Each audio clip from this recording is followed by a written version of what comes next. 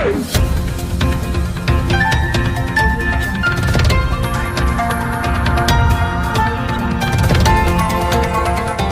देख रहे हैं मगरा न्यूज राजस्थान, खबरें सबसे तेज। केंद्र सरकार ने घर खरीदने वालों को दिवाली का दिया है तोहफा। सरकार की ओर से घर की खरीद पर सर्किल रेट में भारी गिरावट की घोषणा की गई है। अब सर्किल रेट छूट को बढ़ाकर 20% कर दिया गया। ये जानकारी वित्त मंत्री निर्मला सीतारमण ने दी। इसकी घोषणा आत्मनिर्भर भारत पैकेज 3.0 के अंतर्गत की गई थी। वित्त मंत्री ने गुरुवार को 2,65,080 करोड़ रुपए के आर्थिक पैकेज की घोषणा की थी। इस पैकेज में सरकार ने उद्योगों के साथ साथ ही मजदूरों को और किसान और मिडिल क्लास फैमिली को भी राहत दी है। आपको बता दें कि आत्मनिर्भर भारत अभियान 3.0 के तहत गुरुवार को 2,65,080 करोड़ रुपए के तहत 12 उपाय की घोषणा की गई थी। इसी तरह सरकार और आरबीआई द्वारा अब तक कुल 29.87 लाख करोड़ रुपए के प्रोत्साहन पैकेज की घोषणा हो चुकी है, जो कि जीडीपी का 15% है।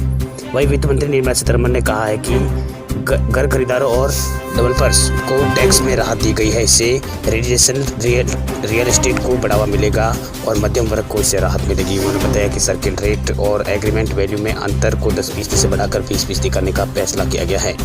वित्त मंत्री ने 2 करोड़ रुपए तक के हाउसिंग यूनिट की पहली बार सर्किल रेट से कम कीमत पर बिक्री पर इनकम टैक्स के नियमों में छूट देने का ऐलान किया है। आपको बता दें कि अभी तक सर्किल रेट और बिक्री करार के मूल्य के बीच सिर्फ 10% तक के अंतर की जरूरत थी। वित्त मंत्री निर्मला सीतारमण ने आवासीय रियल एस्टेट सेक्टर को बढ़ावा देने के लिए कहा है। अब इसे अंतर को 30 जून 2021 तक बढ़ाकर 20% किया जा रहा है। माना जा रहा है कि सरकार के इस फैसले से बड़े पैमाने पर लोगों को फायदा पहुंचने वाला है। जो लोग किसी कारणवश अब तक घर नहीं खरीद पाए हैं, उनका सपना अब जल्द ही पूरा हो जाएगा। कोरोना वायरस के बढ़ते संक्रमण और प्रदूषण को देखते हुए देश के कई राज्यों और केंद्र शासित प्रदेशों ने दिवाली पर पटाखे जलाने पर प्रतिबंध लगाने का ऐलान किया है। हालांकि कई स्थानों पर कुछ समय के लिए पटाखे फोड़ने की अनुमति दी गई है। इस क्रम में तेलंगाना उच्च न्यायालय और तिरुवनंतपुरम जिला कलेक्टर ने दिवाली के अवसर पर पटाखे फोड़ने संबंधित दिशा निर्देश जारी किए हैं। तेलंगाना में जहां पटाखों पर पूर्ण रूप से प्रतिबंध लगाया गया है, वहीं केरल में लोगों को कुछ समय की छूट यहां पर दी गई है। वहीं तेलंगाना उच्च न्यायालय ने बताया कि कोरोना वायरस महामारी के मद्देनजर दिवाली के दौरान राज्यों में पटाखों की बिक्री और उपयोग पर पूर्ण रूप से प्रतिबंध लगाने का आदेश तेलंगाना हाईकोर्ट ने जारी किया है। आपको बता दें कि तेलंगाना हाईकोर्ट ने राज्य सरकार को इस संबंध में दिशा निर्देश जारी कर पटाखों की बिक्री और इस्तेमाल पर पूर्ण रूप से प्रतिबंध लगाने को कहा है। अदालत ने कहा है कि लोगों का जीवन सबसे ज्यादा महत्वपूर्ण है। वही दूसरी ओर केरल में पटाखों पर इस्तेमाल करने को लेकर यहाँ पर एक आदेश जारी किया है। तिरुवनंतपुरम जिला कलेक्टर ने दिवाली और क्रिसमस डे और नए साल पर जश्न के तहत पटाखों के उपयोग को प्रतिबंध करने का निर्देश दिया है। इसमें कहा गया है कि दिवाली के दिन केवल 8 से 10 के बीच और क्रिसमस और नए साल के बीच 11 से 12:30 तक यहाँ पर पटाखों को अनुमति होगी। आपको बता दें कि हरियाणा सरकार ने भी पटाखे फोड़ने के लिए 2 घंटे का समय दिया है, जबकि दिल्ली, चंडीगढ़, महाराष्ट्र समेत कई राज्यों में पटाखों पर पूर्ण रूप से प्रतिबंध लगा दिया गया है। दिवाली पर गुजरात सरकार का तोहफा, कर्मचारियों को मिलेगा 10,000 रुपए का फेस्टिव एडवांस। गुजरात सरकार ने बड़ा ऐलान किया है। राज्य की सरकार ने इस त्योहारी सीजन में बिना ब्याज कर्मचारियों को फेस्टिव एडवांस देने का ऐलान किया है। मुख्यमंत्री विजय रूपाणी ने यह घोषणा की है। रूपाणी ने कहा है कि गुजरात में लाखों कर्मचारियों को 10,000 रुपए का फेस्टिव एडवांस दिया जाएगा। इस पैकेज के राज्य का 5 लाख से अधिक राज्य कर्मियों को इसका फायदा मिलेगा। वही धनराशि की मांग को बढ़ावा मिलने के साथ साथ लोगों को त्योहार मनाने में तसल्ली मिलेगी। वही मुख्यमंत्री ने कैश पैकेज के बारे में बताते हुए कहा कि सरकार की ओर से ये राशि डिजिटल लेन देन को प्रोत्साहित करने के लिए रूबे कार्ड के रूप में अधिकारियों और कर्मचारियों को दी जाएगी। इसके बाद 10,000 रुपए की ये राशि कर्मचारियों के 10 मासिक किस्तों में उनको वापस करनी होगी। राज्य सरकार के अधिकारियों और कर्मचारियों को किसी भी प्रकार का ब्याज उनसे नहीं लिया जाएगा। सिर्फ 10 समान मासिक किस्तों में ये रकम उन्हें लौटानी पड़ेगी। ये राशि बैंकों से प्राप्त आप कर सकते हैं। वही सरकार ने इससे पहले लाखों कर्मचारियों और पेंशन धारकों को यहाँ पर राहत देते हुए महंगाई भत्ता देने का घोषणा भी की थी। राज्य के डिप्टी सीएम नितिन पटेल ने कहा था कि सरकार महंगाई भत्ते के 6 महीनों के बाकी एरियर्स में 3 महीने का एरियर्स दिवाली से पहले चुका देगी। इसके लिए सरकार अपनी तिजोरी से 464 करोड़ रुपए खर्च करेगी। आपको बता दें कि राज्य सरकार ने कर्मचारियों को 1 जुलाई 2019 से 5% महंगाई भत्ता देने का निर्णय लिया था, जो कि कोरोना के चलते अटक गया था। अब दिवाली से पहले 9.61 लाख कर्मचारियों को, पेंशन धारकों को ये पैसे चुकाए गए हैं। वही राज्य सरकार से गुजरात में वर्ग 4 वाले सरकारी कर्मचारियों को 3500 रुपए का बोनस भी मिलेगा। इस बारे में डिप्टी सीएम नितिन पटेल ने बताया। उन्होंने कहा है कि हमारी सरकार सूबे में सरकारी पंचायत और ग्रेड एंड स्कूल, कॉलेज और संस्थाओं के वर्ग 4 के लिए 30,960 कर्मचारियों को प्रति कर्मचारी 3500 रुपये बोनस प्रदान करेगी। वही पटेल बोले हैं कि कोरोना महामारी के चलते सरकार की आय पर असर पड़ा है, आय कम हो गई है। तरह तरह के उद्योग इंडस्ट्री थम गई है, जिसके कारण कर्मचारियों को पिछले 6 महीने का महंगाई भत्ता भी नहीं दिया जा सका है। मगर अब सरकार की आय बढ़ रही है और आने वाले टाइम में कर्मचारियों अपने घर वो दिवाली मना सके, इसके लिए सीएम विजय रूपाणी के परामर्श के बाद एरियर्स की 50% रकम चुकाने का निर्णय लिया गया है। दिवाली एवं अन्य पर्वों के लिए इस अवसर पर लाखों कर्मचारियों को ये एक दिवाली की बड़ी भेंट मानी जा रही है। महाराष्ट्र सरकार की चेतावनी, जनवरी फरवरी में आ सकती है कोरोना की दूसरी लहर। अगले साल जनवरी फरवरी में कोरोना वायरस महामारी की दूसरी लहर आने की आशंका जताते हुए महाराष्ट्र सरकार ने अधिकारियों से कहा है कि जांच में किसी प्रकार की कोताही नहीं बरती जाए। राज्य सरकार के स्वास्थ्य सेवा निदेशालय से 11 नवंबर को जारी एक सर्कुलर में कहा गया है कि अगले साल जनवरी फरवरी में महामारी की दूसरी लहर आने की महाराष्ट्र में आशंका है। राज्य सरकार ने स्वास्थ्य सेवा निदेशालय की ओर से जारी सर्कुलर में कहा गया है कि यूरोप में जो हो रहा है उसके आधार पर दूसरी लहर की आशंका जताई जा रही है। वही सर्कुलर में यह भी कहा गया कि अक्टूबर से महाराष्ट्र में कोविड-19 के मामलों में कमी देखी गई है। कोरोना वायरस की दूसरी लहर से कई देश प्रभावित हुए हैं, खासतौर पर यूरोप में इसका काफी असर देखा जा रहा है। वही सर्कुलर के अनुसार कोरोना वायरस की जांच में किसी तरह की कोताही नहीं बरती जाने की सरकार ने बात कही है। वही सभी प्रयोगशालाओं और भारतीय चिकित्सा अनुसंधान परिषद के दिशा निर्देशों के अनुरूप काम करने की बात यहाँ पर की गई है। वही विश्व स्वास्थ्य संगठन के अनुसार प्रत्येक 10 लाख लोगों में से 140 की जाँच होनी चाहिए। सरकार की ओर से जारी इस दस्तावेज में कहा गया है कि सभी जिलों में एवं नगर निगमों के दायरे में कोविड-19 की जांच के लिए प्रयोगशालाएं होनी चाहिए। उसमें कहा गया है कि यह समय की मांग है कि हमें कोविड-19 के मरीजों एवं जिन लोगों की सांस लेने में दिक्कत है उनके स्वास्थ्य के हित को ध्यान में रखते हुए पटाखा मुक्त दिवाली मनाने की बात यहाँ पर महाराष्ट्र सरकार की ओर से की गई है।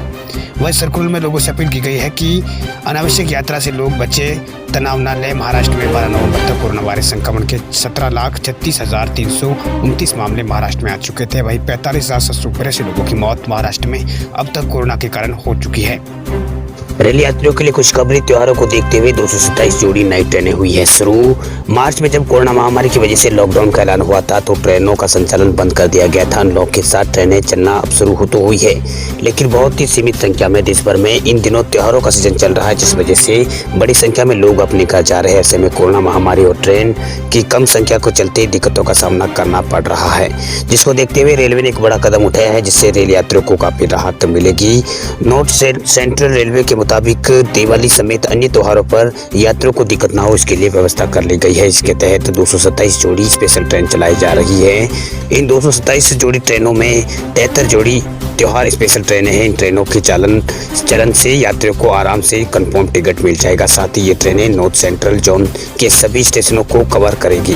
वही रेलवे अधिकारियों की कोशिश है कि ट्रेनों में सोशल डिस्टेंसिंग का पालन हो सके, जिसको लेकर प्रोटोकॉल को कड़ाई से यहाँ पर पालन किया जा रहा है। वही रेलवे अधिकारी के मुताबिक इस त्योहारी सीजन में टिकटों की बुकिंग बड़ी समस्या रहती है। इस दौरान दलाल काफी सक्रिय रहते हैं। ऐसे में उसे भी निपटाने के लिए रेलवे ने इंतजाम किए हैं। रेलवे अधिकारी के मुताबिक आरक्षण काउंटर के बाहर खिड़कियों के पास वाणिज्यिक कर्मचारी तैनात किए जाएंगे, ताकि टिकटों में धांधली न हो सके। इसके साथ ही ट्रेनों और स्टेशनों पर खाने पीने की व्यवस्था का भी ध्यान रखा जाएगा, ताकि यात्री परेशान न हो। वहीं दूसरी ओर रेलवे की लग्जरी ट्रेनों में यात्रियों की संख्या कम हो गई है। पिछले हफ्ते ट्रेन नंबर 82 करोड़ में अहमदाबाद मुंबई सेंट्रल तेजस एक्सप्रेस स्टेशन पर रवाना होने के लिए खड़ी थी। इस दौरान उसमें यात्री तो ना के बराबर दिखे, जबकि ट्रेन के आसपास होल्डर्स गर्ल्स की ही भीड़ नजर आई। अन्य कई ट्रेनों भी यही हाल है, जिसको रेलवे ने ना तो चला दी है, रेलवे चला तो दी है, लेकिन यात्रियों की संख्या बहुत कम है। देश में कोरोना संक्रमितों की कुल संख्या 87 लाख पार। 24 घंटों में भारत में आए 45,000 नए केस, 49,000 लोग हुए हैं पिछले 24 घंटों में भारत में ठीक। भारत में हर दिन करीब 50,000 कोरोना के नए मामले दर्ज किए जा रहे हैं। अच्छी बात यह है कि इतने ही लोग यहां पर हर दिन ठीक भी हो रहे हैं। पिछले 24 घंटों में 44,869 नए मामले भारत में आए हैं। वहीं 547 लोगों की मौत पिछले 24 घंटों में भारत में हुई है। वही भारत में कोरोना के कुल मामले बढ़कर अब 87,28,000 हो गए हैं। वहीं अब तक 1,28,768 लोगों की मौत कोरोना के कारण भारत में हो चुकी है। वहीं कुल एक्टिव केसों की संख्या भारत में घटकर 5 लाख से भी कम हो गई है। पिछले 24 घंटों में एक्टिव केस की संख्या में 4,747 की गिरावट आई है। वहीं देश में कोरोना से अब तक 81,15,000 लोग कोरोना को मात देकर ठीक हो चुके हैं। पिछले 24 घंटों में भारत में 49,079 मरीज कोरोना से ठीक हुए हैं। भारतीय चिकित्सा अनुसंधान परिषद यानी आईसीएमआर के अनुसार देश में 12 नवंबर तक कोरोना वायरस के लिए कुल 12 करोड़ 31 लाख सैंपल टेस्ट किए जा चुके हैं, जिनमें 11 लाख सैंपल की टेस्टिंग कल की गई थी। भारत में प्रतिदिन 15 लाख टेस्ट करने की क्षमता के साथ साथ पिछले 6 हफ्तों में प्रतिदिन औसतन 11 लाख टेस्ट भारत में किए जा रहे हैं।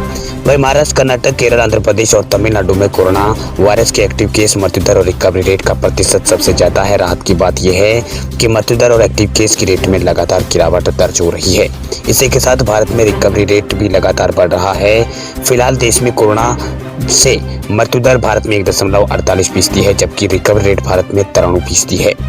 14 राज्यों और केंद्र शासित प्रदेशों में मृत्यु दर 1% से भी कम है। सबसे ज्यादा एक्टिव केस देश में महाराष्ट्र राज्य में है। यहाँ पर सबसे ज्यादा एक्टिव केस बताए जा रहे हैं। वही एक्टिव केसों के मामलों में दुनिया में भारत का दूसरा स्थान है। वही कोरोना संक्रमितों के हिसाब से दुनिया में दूसरा सबसे प्रभावित देश भारत है। वही रिकवरी में दुनिया में सबसे ज्यादा रिकवरी भारत में हुई है। मौतों के मामले में अमेरिका और ब्राजील के बाद भारत का तीसरा नंबर है। भारत में पेट्रोल डीजल की मांग में फरवरी के बाद पहली बार हुई है वृद्धि। देश में ईंधन की मांग में अक्टूबर महीने में फरवरी के बाद पहली बार सालाना आधार पर वृद्धि दर्ज की गई है। त्योहारों से पहले डीजल की मांग बढ़ने से खपत कोविड-19 के पूर्व स्तर पर आ गई है।